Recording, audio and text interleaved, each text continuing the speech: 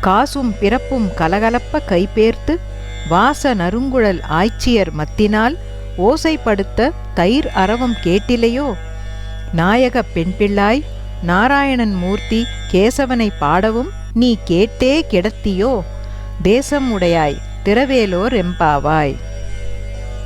அறிவில்லாதவளே, ஆனை சாத்தான் என்று அழைக்கப்படும் வலியன் குருவிகள் கீச்சிடும் குரலும் அவை தங்கள் துணையுடன் பேசும் ஒலியும் உனக்கு கேட்கவில்லையா?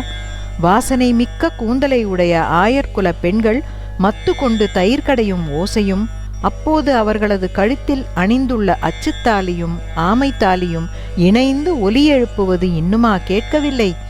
எல்லோருக்கும் தலைமையேற்று அழைத்து செல்வதாக சொன்ன பெண்ணே, நாங்கள் நாராயணனான கேசவனை புகழ்ந்து பாடுவது உன் காதில் கேட்டும் உறங்கும் மர்மம் என்ன?